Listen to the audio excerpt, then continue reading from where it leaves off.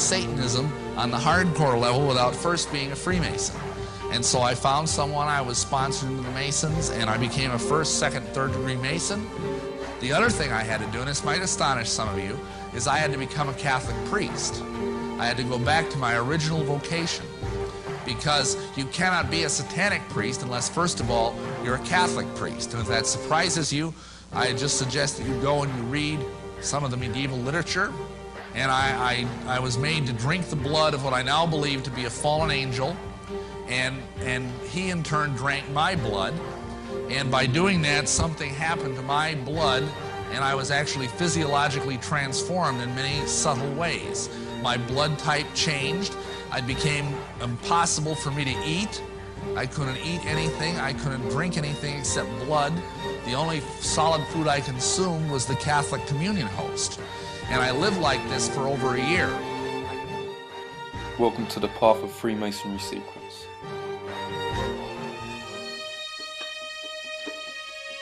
Mesopotamia, the land between the rivers, is between the Euphrates and the Tigris, and was once the birthplace of culture. Over 2,500 years ago, a huge metropolis arose in the heart of this region, Babylon. The man who ruled over it made the city one of the wonders of the world, and his name was Nebuchadnezzar. The structures constructed by the king of the Euphrates became myths, like the huge Tower of Babel, which was to appeal to the imagination of generations to come. Gary H. Carr, in his work En route to global occupation, puts it this way. He says there were the ancient mystery religions which come from Babylon, and they were pantheistic, of course, which means God is in nature, God is in everything, which in effect makes us God then too. The new technology spread from ancient Uruk to the whole of Mesopotamia, extending far to the north. It also spread to the Mediterranean in the west and to the cultural sphere of Palestine. Nebuchadnezzar's kingdom extended as far as Egypt and Jerusalem, a veritable empire.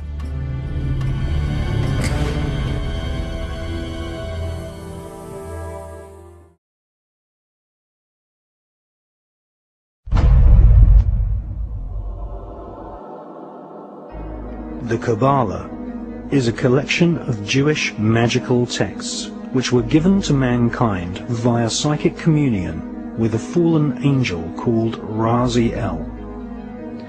Raziel is one of a pantheon of so-called fallen angels who serve the light-bringer Lucifer. The Kabbalah describes the many angels and demons who inhabit the spiritual realm.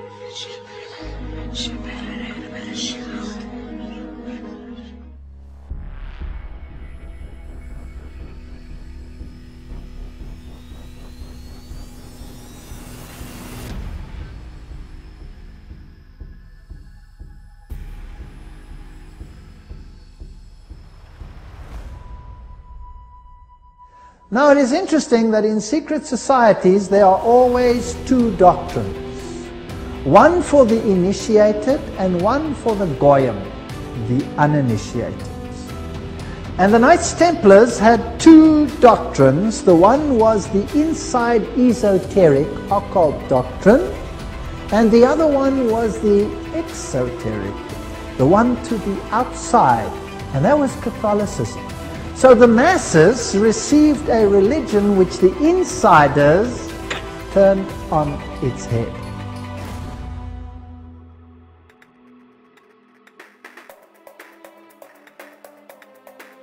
The inheritor of the Templar nuance are the Jesuits. Now the Jesuits, of course, are the ones who behind the scenes control many things. They were founded on the 15th of August 1534 by Ignatius Loyola and were sanctioned by the Pope on the 27th of September 1540. So the Jesuits are the heirs of the occult religion, and they control the world through their agencies. They stand in the background, create sub-organizations, and everybody thinks they are not active.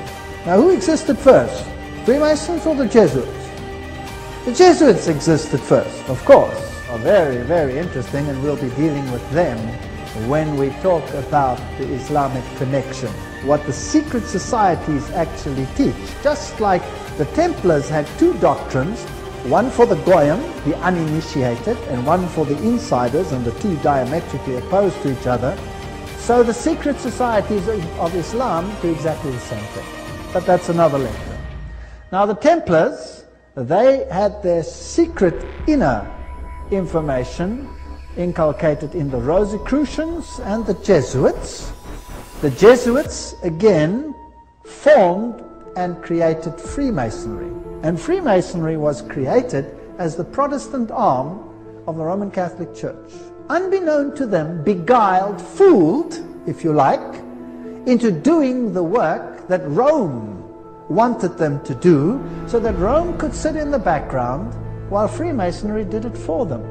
And then it wasn't them, it was them. And it was mainly Protestants that were doing it, and not Rome. Very clever.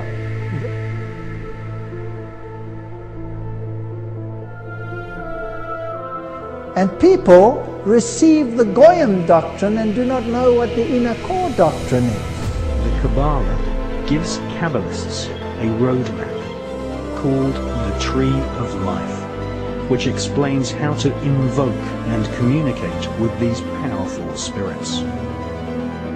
The magical information in the Kabbalah originates from Babylon and ancient Egypt at the time of the pharaohs, but did not reach Europe in printed form until the 11th and 12th centuries. The sacred books of the Kabbalah are just a few thousand words long, but they contain complex descriptions of a spherical Earth, parallel universes, and the atomic nature of matter, ideas which have become common doctrine amongst modern physicists and astronomers. How could such complex information be contained in a group of ancient texts barely larger than an average magazine? The answer is that the Kabbalah is written in code. Codes are used to conceal multi-layered complex information which would later be studied by medieval alchemists. Sir Isaac Newton and many leading scientists studied the rich occult sciences within the Kabbalah. There was a time when mysticism, religion, alchemy, astronomy, and astrology were studied as one Kabbalistically based tradition. Jewish physicist Albert Einstein conveyed pages and pages of complex calculations in a simple 5-symbol code. E equals mc squared. Modern-day quantum physics, chaos theory, and the notion of parallel universes can all be traced back to the original texts of the ancient Kabbalah. The higher secrets of the Kabbalah included instructions on how to kill a person with just one look. This is called the evil eye. The magical name for the evil eye is En-ha-Ra. You've got to understand that the Masonic order is like an onion. It stinks. No, more to it than that. An onion has layer after layer after layer after layer. And the outer layers don't know what's going on in the inner layers. This is the way secret societies are designed. This is the way cults are designed. That's why the typical Mason doesn't have a clue about anything that I'm talking about tonight. And if you're a Mason sitting here tonight and you're saying, this guy is full of beans, let me tell you, I know whereof I speak. It's just that you have not been told any of these things because 99 out of 100 Masons are never allowed to know these things. There is great satisfaction that comes from being part of a group that shares traditional values, that believes in the brotherhood of man, and in doing good works just for the satisfaction of doing them. That's what it means to be a Mason.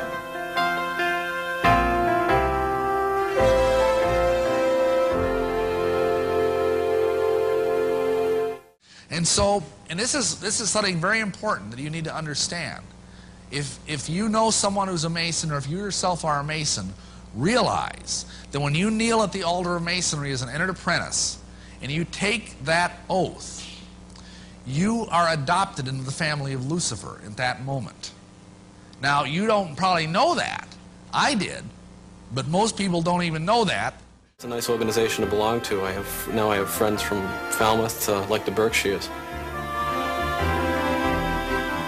There's a great satisfaction in knowing you've done well, even more so than someone telling you so. Amongst occult insiders, Lucifer is the true Son of God. Jesus is a second son who was defeated by the first one who had been thrown out. So Lucifer is the true luminary, the victor in the battle, and will be the one who will be worshipped at the end of time. That is occult doctrine. That's always been the doctrine of the Kabbalah, the Kabbalist doctrine, and it has been the doctrine of Gnosticism.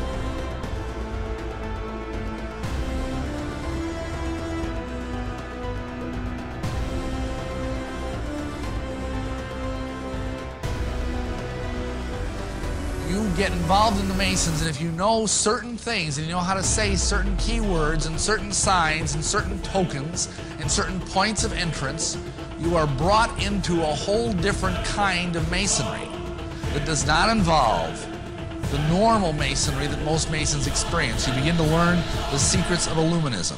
And there's three kinds of Masons which seem to be drawn into the deeper aspects of Illuminism. First of all, those with special hereditary bloodlines and preparation. Secondly, those who come to Masonry already prepared with an occult background. Now, that was me. I was already a witch high priest when I joined the lodge. And I had all these nice little familiar spirits and ascended masters, actually they were demons, whispering things in my ear. And so when I went through the rituals, I would say certain things that would sort of trip off a lever somewhere, and I would be shunted off the main line of Masonry into a little side spur, so to speak, where all of a sudden I would be taught the deeper mysteries, and I would be admitted into the deeper things of the lodge. Then the third kind of person that gets into the Illuminati is those who are perceived as being wealthy, powerful, or the right temperament. Some of these people might not even have to become Masons. People are gradually brought into ever higher and higher levels of seduction. They are prepared emotionally and psychologically to receive the inner teaching. They are taught forms of meditation and mind control, beginning with the spiritual exercises of the Jesuits. Then they are introduced to hallucinogens and certain secret formulations that are used to open the third eye and bring about what is called enlightenment. We could just summarize it as follows. The old Babylonian religion gave rise to Kabbalism. Via the Essenes and others, Gnosticism came into existence. And oftentimes when you start talking about the conspiracy, how many of you have heard this? There can't be a conspiracy like this because people can't keep secrets. The government can't even keep anything secret. Well, frankly, I think the government is keeping a lot more secret than anybody really realizes, amen? But beyond that, there's a reason why this can be kept secret, and I'm going to explain it to you from the inside out. What happens here is you've got a whole nest of demons in your mind. And if you even start thinking about betraying the brotherhood, if you even start thinking about going to the media or going to talk to somebody that could be dangerous, these demons know just where the pain centers are in your brain. And they can instantly inflict upon your brain through just electrical nerve stimulation such agony that it makes the pain a woman goes through when she has a baby seem like a walk in the park, without any kind of outside scarring or any kind of bruising or anything. You think you're dying. You wish you would die. And all it takes is a couple of seconds of that, and you rethink your plans to betray the brotherhood. למה עזרת לו? כי...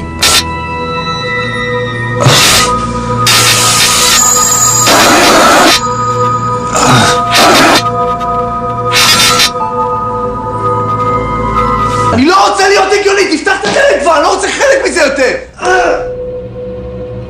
תקשיב לקולות שלך, עידן.